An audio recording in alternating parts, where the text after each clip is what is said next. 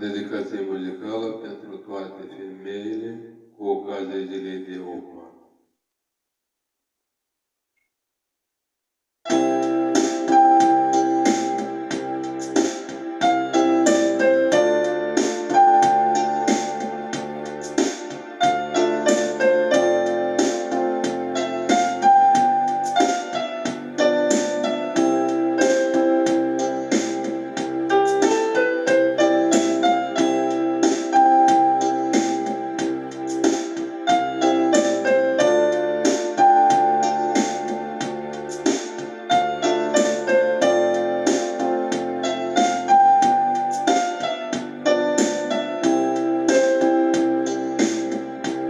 Ce frumoasă ești, femeie,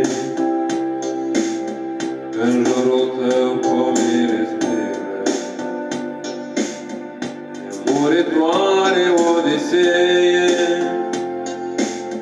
de se beaură în clepsidră. Cât de frumoasă ești, femeie, din ochii tăi se naște azurul.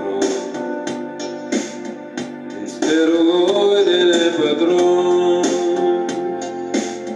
tu ai găsit a vieții cheie. Ar vrea să pot iubi o viață întreagă și alte 10, numai la tine m-aș opri. Dar ce păcat că timpul trece. Ar vrea să pot iubi până la marginea luminii. Dar ce păcat că timpul trece, cum trec în toamnă trandafirii.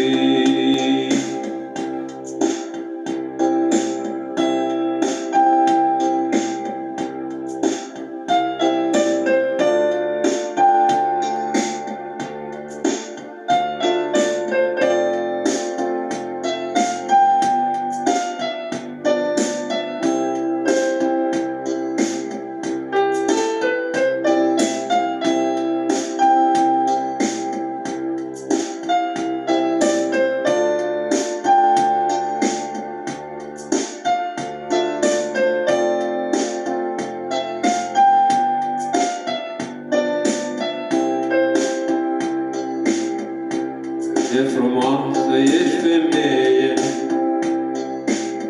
din primăvară până în toamnă. Parfumul tău de orchidee, nu știu de vrăjăuri de taină. Cât de frumoasă ești, femeie,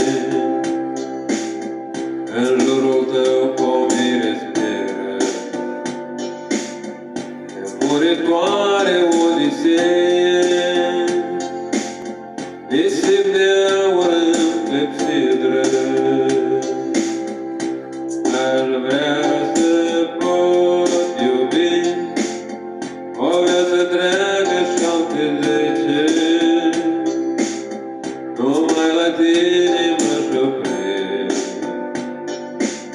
Dar ce păcat că timpul trece. Ar vrea să pot iubi până la marginea luminii. Dar ce păcat că timpul trece,